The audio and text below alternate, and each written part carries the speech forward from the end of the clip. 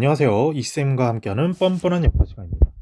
오늘 지난 시간에 바로 태조왕건 사후 4대왕 광종의 패권 정치와 6대왕 성종의 유교 정치를 통해서 제도 정비와 왕들의 업적을 통한 왕권 강화 정책을 알아봤습니다. 그럼 이번 시간에는 고려의 통치 제도, 그리고 교육 제도, 과거 제도 등등 고려의 시스템에 대해서 배워보도록 할게요. 자, 먼저 중앙정치 제도인데요. 자, 중앙정치 제도인데 밑줄 치고 별표를 쳐야 됩니다. 역시나 4대 시험에 잘 나오는데 고려의 통치 제도는 당나라와 송나라 그리고 독자적 기구가 리믹스된 체제였어요. 먼저 우리 지난 시간에 성종이 중국의 선진 시스템 삼성육부제를 받아왔다 그랬죠. 그런데 고려의 시스템에 맞게 이성육부제로 바꿉니다. 어떻게 바꾸냐면 먼저 중서문화성으로 통합을 해요. 원래는 중서성, 문화성, 상서성이 있었잖아. 근데 중서성과 문화성을 통합하고 상서성을 그 밑에 개념으로 둬서 운영을 했습니다. 그래서 중서문화성이 최고 통치 기구였고 그 대빵, 지금 우리 대통령 다음에 넘버 2가 국무총리죠. 문화시중이라는 사람이 국가의 모든 중요 정책을 결정했어요. 그럼 이 상서성은 뭐냐? 육부를 관할하는데 실제 정책을 집행하는 거예요. 그래서 이부, 병부, 호부, 형부, 예부, 공부, 이병호형 예공이라고 하는데 이거는 이부는 지금으로 따지면 인사와 관리가 돼 있고 병부는 국방, 군사라고 할 수 있겠죠.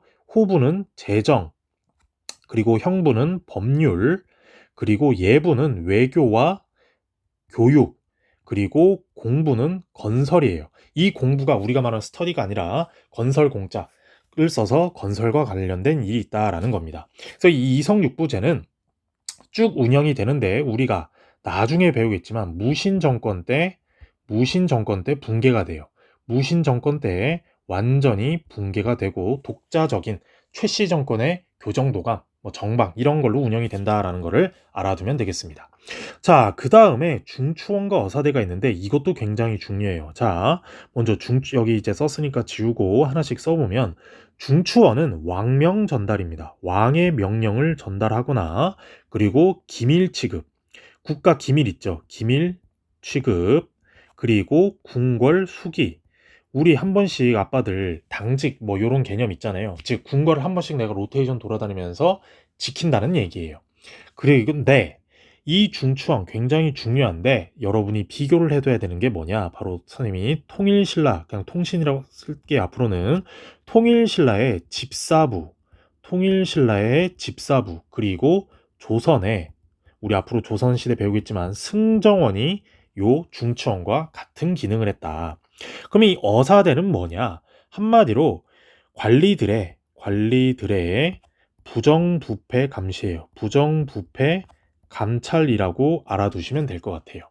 즉 공무원들이나 나라 일을 하는 사람이 부정부패하면 안 되겠죠. 요런 것들을 바로잡는데 요것도 우리 배운 대로 통일신라죠. 사정부, 그리고 조선에 있어서는 조선의 3사라는 부서에서 이런 일들을 했다라는 점을 여러분이 잘 알아둬야 되겠습니다. 자, 그러면 3사는 뭐냐? 요 3사가 있는데 구별을 잘해야 됩니다. 우리 조선시대에도 3사가 나오는데 조선시대 3사는 방금 선생님이 쓴 것처럼 요렇게 써야 돼요. 왜냐면 세 개의 부서를 각각 따로 표시한 거고 요 3사는 그냥 우리가 흔히 부르는 그런 명칭인데 하는 부서의 역할이 뭐냐면 쉽게 말하면 선생님 여기 써놨죠. 회계기구예요. 회계기구. 화폐의 곡식, 수입 및 지출 담당, 즉 나라의 재정 지출을 담당해서 얼마나 써야 된다, 얼마나 들어와야 된다 이런 것들을 담당하는 부서였기 때문에 그래요. 그리고 이제 중요한 고려의 독자적 기구가 있는데 먼저 첫 번째가 뭐냐면 도병마사입니다. 즉 국방과 군사 문제 및 국가 중요 사항을 논의하는데 여러분이 또 잘 알아둬야 돼요. 왜? 고려 후기에 도평의사사 또는 도당이라고 이름이 개편이 돼요. 그래서 나중에 이것도 비교 대상이 조선 후기 비변사와 동일한 역할을 한다는 거기 때문에 이 도병마사 여러분이 잘 알아둬야 되겠습니다. 그리고 밑에 있는 독자적 기구 두 번째는 바로 식목도감이에요. 식목도감. 이건 뭐 하는 거냐? 제도와 규칙 이런 것들을 제정하면서 일종의 무슨 법률위원회, 무슨 위원회, 카운실 이런 거 있죠. 그런 역할을 한다라고 알아두면 되겠습니다. 자, 그러면서 고려에는 제추회의라는 게 있는데 굉장히 중요해요. 국가의 중대사를 결정하는데 여기에 포함된 관직이 재신과 추밀이 해당된다라는 점입니다. 자, 재신과 추밀은 각각 고위 관직인데 재신과 추밀이 서로 견제를 하면서 왕권을 안정시키는 거예요. 우리 흔히 하는 말로 한 명한테 권력을 주면 안 되죠. 그렇기 때문에 뭐 동서, 남북 이렇게 견제를 시키는 것처럼 고려의 조정도 재신과 추밀로 상호 견제를 하면서 왕권을 안정시키려는 의도가 있었다라는 거예요. 그래서 우리가 방금 배운 도병마사 그리고 식목도감이 요 제추회의에 해당이 된다라는 점을 알아두면 좋겠습니다. 자, 그리고 정말 중요한 건 뭐냐? 삼국시대나 신라시대 때는 뭔가 언관, 비판, 왕의 잘못된 정책을 비판하는 기관이 따로 없었어요. 그런데 고려 때부터는 나타나는데 그게 바로 뭐냐면 대간이라는 거예요. 이 대간 굉장히 중요한데 왜 중요하냐? 대간이란 직책도 낭사와 어사대가 합쳐진 거예요.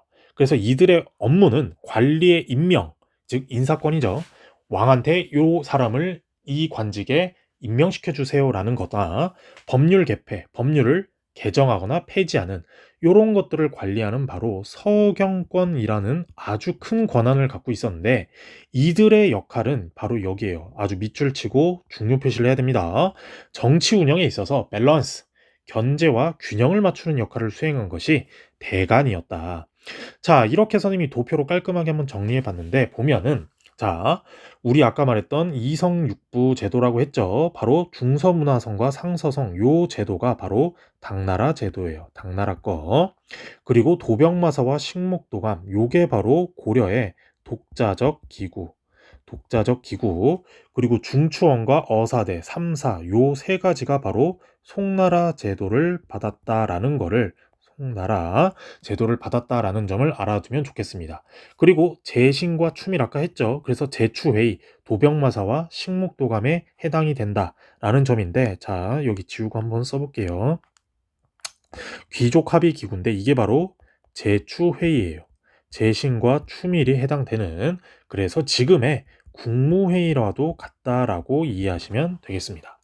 자, 그런데 제일 중요한 거 있죠. 아까 선생님이 대간 정말 중요해서 별표 3개를 쳤는데 여러분이 잘 알아둬야 됩니다. 왜? 대간은 정치 운영에 있어서 밸런스, 견제와 균형 역할을 한다 그랬는데 낭사와 어사대가 여기에 해당된다 그랬죠. 그래서 각각의 권한이 있는데 간쟁, 봉박, 서경이 있습니다. 서경권이란 관리 임명권이에요. 관리 임명권. 봉박이란 뭐냐? 잘못된 왕명을 반대한다. 잘못된 왕명을 반대한다. 쉽게 말하면 내가 왕이야. 근데 학교에서 야 공부하지 말고 나이트 뭐 춤추러 놀이공원 노래방처럼 노래만 불러라. 이런 식의 명령을 내린다면 대관들이 벌떼처럼 해서 그거 잘못된 겁니다. 우린 절대 당신의 말을 수용할 수 없습니다라고 하면서 반대하는 거고 마지막 간쟁은 뭐냐? 왕의 잘못을 논한다는 거예요. 왕의 잘못을 논함. 즉 우리 학교 올 때 교복 입고 와야 되죠. 근데 내가 예를 들어서 공무원 복장, 공복을 입지 말라고 하는 거야. 야, 너네 마음대로 뭐 비단 옷 입어도 돼. 뭐 반바지 입어도 돼. 뭐 그냥 슬리퍼 신고 와. 이런 식으로 왕의 내가 잘못된 행동을 대관들이 간쟁, 비판하는 거예요. 비난이 아닙니다. 비난이 아니라 비판. 당신의 잘못을 수정해 주세요. 라고 말하는 게 간쟁. 봉박은 당신의 잘못된 왕명을 반대합니다. 절대 인정할 수 없어요. 그리고 서경, 관리 뭔가 인정해주는 이 관리는 괜찮다, 이 관리는 안 된다. 요런 대간의 그래서 대간 굉장히 중요하니까 잘 알아둬야 됩니다. 자, 그렇게 해서 고려의 중앙정치 기구의 특징을 보면 재신과 추밀의 정치 권력이 다 집중돼 있어요. 즉 재신과 추밀 이들이 문화시중의급에 해당되는 사람들이기 때문에 굉장히 큰 권력이 집중돼 있다라는 점을 여러분이 알아두시면 되겠습니다. 자, 다음으로 넘어가서 이제 지방행정제도를 알아보도록 할게요. 자, 지방행정제도인데 지방행정제도는 어떻게 운영이 되느냐?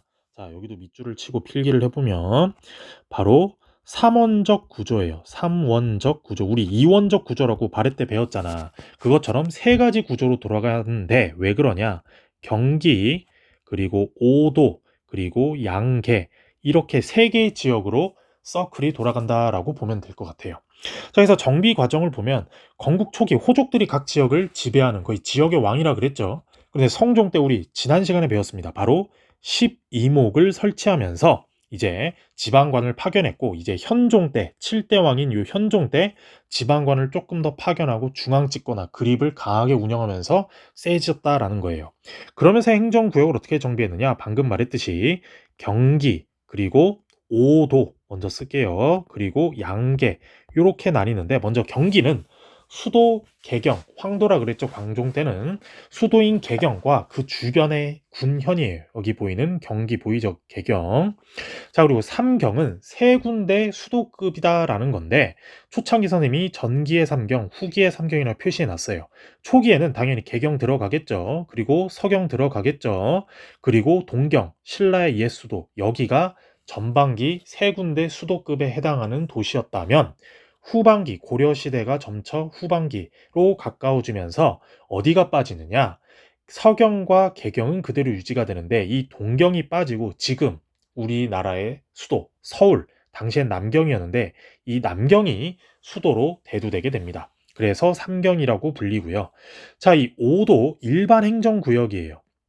고려는 일반 행정구역과 군사 행정구역으로 나뉘게 되는데, 5개 지역, 우리 흔히 강원도, 충청도, 전라도, 경상도, 제주도, 함경도, 평안도 이렇게 부르죠. 그것처럼 당시 고려에는 수도인 개경이는 경기를 빼고 서해도, 교주도, 양광도, 전라도, 경상도 이렇게 있어요. 지금 우리가 부르는 요 충청도가 양광도였다라는 거를 알아두면 되겠습니다.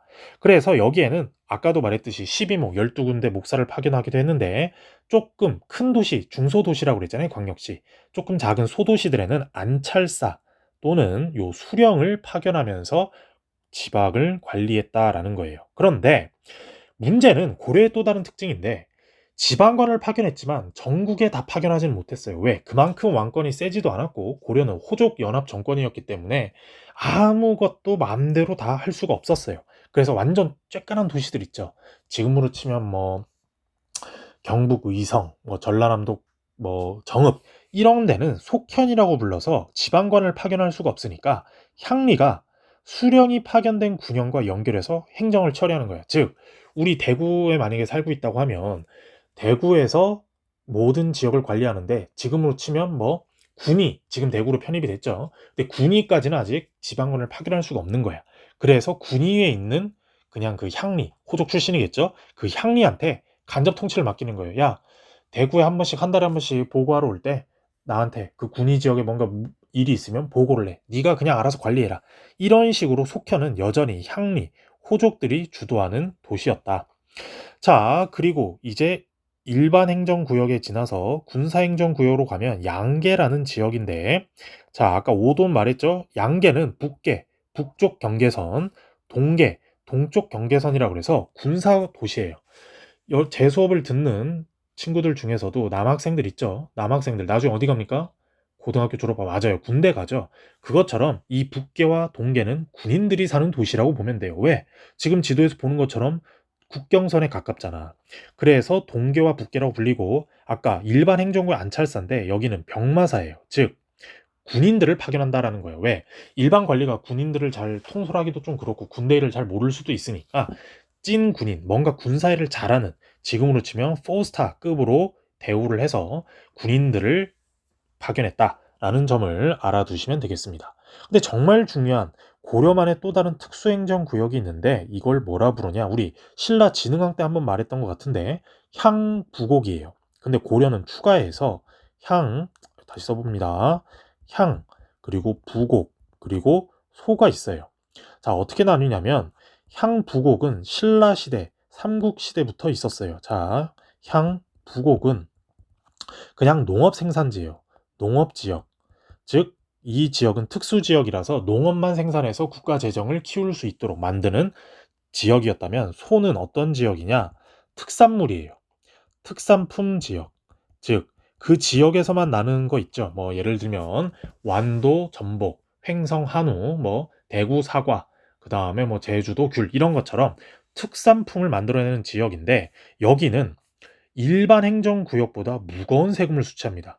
굉장히 빡셌다는 이야기예요. 신분도 평민이긴 했지만 일반 평민들과는 대우가 조금 달랐다라는 점을 여러분이 알아두시면 좋겠습니다. 그래서 일반 행정구역보다 조금 일반 평민보다는 삶이 조금 팍팍했다. 물론 그렇다고 해서 노예, 노비가 아닙니다. 평민의 신분에 있는 신분층이지만 같은 평민에 있다 하더라도 일반 평민보다는 조금 떨어지는 층이었다라고 알아두시면 될 것 같아요. 자, 그래서 고려의 지방행정제도의 특징, 이게 진짜 중앙제도보다 더 중요한 건데 왜 중요하냐? 일단 중앙집권의 한계예요. 지방과는 주군, 좀 큰 도시까지만 파견하고 속현, 작은 도시, 완전 깡촌 있죠. 우리 지금으로 치면 명절 때 할머니 집에 찾아가는 그런 시골에는 지방관을 파견하지 않아서 중앙 집권의 한계가 있었다. 그래서 속군과 속현, 향부곡소에는 지방관을 파견할 수 없었다라는 이야기예요. 그만큼 초창기, 선생님 그러면 성종이나 현종 때는 관리 파견했다면서요. 네, 성종과 현종이 태조 왕건 때보다는 왕권이 강해져서 지방관을 파견했지만 그래도 아직까지 모든 전국의 고려의 영토에 전반적으로 관리를 파견할 만큼의 왕권이 세지는 않았다라는 거예요. 그래서 지방관을 파견하지 않은 속현이 주연보다 더 많다는 겁니다. 즉, 큰 도시들보다 작은 도시들이 더 많았다라는 점과 주군과 주연을 통한 간접 통치로 향리가 지방 행정의 실무자이기 때문에 우리 조선할 때도 배우겠지만 조선 후기에도 향리가 지방관보다 더 무서워. 왜? 세금을 직접적으로 관리하고 그 수치해가는 세력이기 때문에 이 향리의 세력이 엄청나게 셌었다. 지방관보다 좀 더 셌다라는 점을 고려의 지방행정 통치 제도에서 잘 알아둬야 되겠습니다. 자, 고려의 군사 제도는 중앙군과 지방군으로 나뉘는데 선생님이 이렇게 도표로 깔끔하게 정리해놨죠. 그래서 2군 6이라고 해서 국왕의 친위 부대, 뭐 전투 부대, 경찰, 의장, 궁궐 수비 이런 경호 부대가 있었다라는 거고, 지방군은 주형군, 즉 치안 유지와 외적을 방어하는 주형군이 있고, 주진군이 양계, 우리 아까 군인들의 도시 있죠? 동계와 북계 지역에서 주둔하는 군대였다라는 점을 알아두시면 될 것 같아요. 자, 이제 관리 등용과 과거 제도가 또 굉장히 중요한데 고려 광종 때 과거제를 처음 실시했다 그랬죠. 그래서 과거제를 보면 문과, 묵과, 잡과, 승과 이렇게 크게 네 단계로 나뉘는데 묵과는 거의 없다고 보면 돼요. 미리 말하면 일시적으로 시행하는데 비정기적인데 이게 뭐냐면 뭐 채용만이나 추성훈 아니면 김동현처럼 체격이 좋다. 이런 애들한테 그냥 야 너 군인 해봐라. 너 싸움 잘하네. 이러면서 그냥 걔네들을 일종의 스카우트 형식 이른바 뭐 길거리에서 스카우트 캐스팅이라고 그러죠. 그런 식으로 하거나 아니면 정말 간단하게 뭐 무인 애들이니까 군인 애들이니까 뭐 빡세게 풀어 없겠지. 그냥 간단한 시험. 이렇게 보는 게 고려시대의 묵과였습니다. 하지만 조선에서는 묵과 시험도 굉장히 무예, 뭐 태권도 이런 것처럼 창, 칼, 화살, 말 타는 거 이런 것들을 봤다라는 점을 알아두시면 될 것 같아요. 그럼 이제 제일 중요한 문과인데 문과에서도 두 가지가 있는데 하나는 바로 제술과예요. 한마디로 논술 시험, 우리 대학교 고3 수시 때 논술 하죠. 그런 것처럼 문장력 시험이에요. 내가 얼마나 기승전결에 맞게 서두, 본론, 결론에 맞게 잘 썼느냐. 단 유교 내용을 가미해서 그런 문장력을 보는 게 제술과고요. 그 다음에 보는 게 명경과입니다. 명경과. 다시 써볼게요. 명경과인데 이건 뭐냐? 한마디로 암기예요.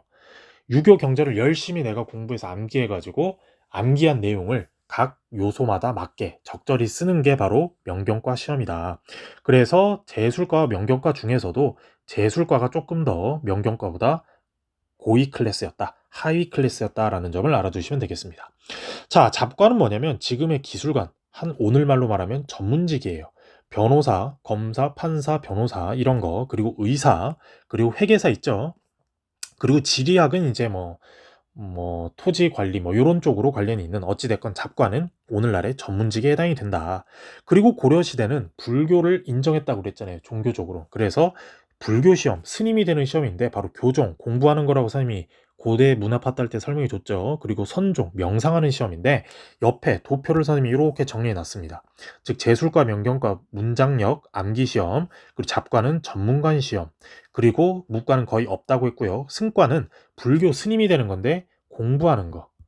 그리고 명상인데 그렇다고 명상만 잘 뭐 멍 때리기 시험으로 되나요? 그게 아니라 선종도 어찌됐건 명상을 하는데 어떻게 잘 해야 되느냐 뭐 그런 내용을 정리하는 거고 불교 경전을 암기해서 쓰는 게 바로 교종선이었다. 그래서 스님을 받는데 교정 선은 국사, 그리고 선종선은 왕사, 뭐 요런 개념으로 각각 스님의 타이틀도 나눠져 있었다는 점입니다. 자, 그리고 고려에서는 또 다른 시험 제도가 있었는데 바로 뭐냐? 음서입니다. 이 음서가 뭐냐면 일종의 낙하산이에요. 아무한테나 다 해주는 게 아니라 공신, 나라에 공을 세운 신하, 왕족, 로열 패밀리, 그리고 5품 이상의 고위 관직자, 즉 지금으로 치면 5급 행시 출신 이상자의 자제는 아들이나 조카, 동생은 무시험으로 프리패스로 들어간다라는 거예요. 굳이 시험을 안 봐도 그냥 너를 관리로 써줄게 라는 개념이 바로 요 음서제입니다.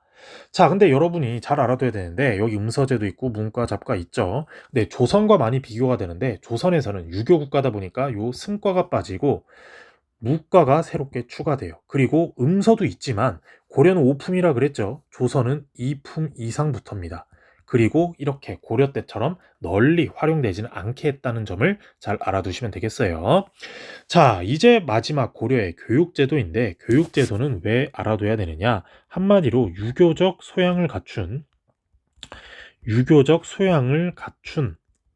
관리를 양성할 목적이에요. 관리 양성할 목적. 즉, 유교를 열심히 공부해서 얘네들이 과거 급제해서 얘네들을 왕의 친위 세력으로 만들어서 나라 사람들, 즉 공무원과 백성 할 것 없이 다 뭔가 유교적 스탠스를 취하게 하려고 제도를 만든 게 요 고려의 교육제도다. 그래서 교육기관을 만드는데 우리 성종 때 아까 배웠죠? 국자감을 설립합니다. 그리고 성종 때는 그냥 프로페셔널, 경학박사, 의학박사들만 파견했다면 지방에는 향교, 아까 선생님이 잠깐 말했는데 지방의 국립대학, 지금 우리나라의 서울에 있는 서울대 국립대학이죠. 내 지방에는 바로 경북대 같은 지방의 국립대학 등을 만들면서 공교육을 실시했는데 여러분도 학교 끝나고 어디 가요? 학원 가죠. 그것처럼 사교육이 이제 고려에도 나타납니다. 사교육이 나타나는데 최충이라는 사람 문화시중을 하고 국무총리까지 찍었어요. 그리고 이제 공무원의 나이가 다 돼서 한 65살 때 은퇴를 했는데 그냥 놀기 뭐하잖아. 그래서 자기가 사립학교를 차립니다. 그게 바로 문헌공도인데 이런 식으로 사립대학교 12군데가 생기는데 그게 바로 사학 12도예요. 사학 12도. 쉽게 말하면 사립명문대예요. 사립명문대. 우리도 서울대, 경북대, 부산대 빼고 연세대, 고려대, 한양대, 성균관대, 서강대 이런 명문대학이 있죠. 그것처럼 사학 12도라는 사립대학이 생기면서 사교육을 받기도 했다. 그런데 관학진흥책이란 게 뭐냐? 나라의 교육을 활성화시키는 거예요. 여러분도 뉴스 보면 알겠지만 공교육을 살려야 된다라는 말 많이 들어봤죠? 그것처럼 다들 국자감이나 향교에 잘 안 들어가고 사립대학, 사학 12도에만 가려고 하니까 나라에서 이제 조금 제지를 하면서 나라 교육을 키우려고 한 거예요. 그래서 국자감 내 서적포라고 되어 있는데 칠판부예요. 출판부. 책을 자꾸 찍어내서 너네 과거 시험 통과하려면 우리 국자감 내 서적포에서 만든 이 책에서 시험을 보고 공부해야 돼 라고 해서 일부러 자꾸 국자감으로 학생들을 유치하려고 했다는 점, 그런 점이 있고요. 그래서 서적 간행을 활성화했다.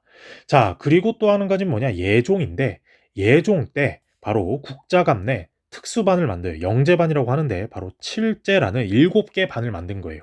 7개 반을 만들어서 이것도 잘 알아둬야 됩니다.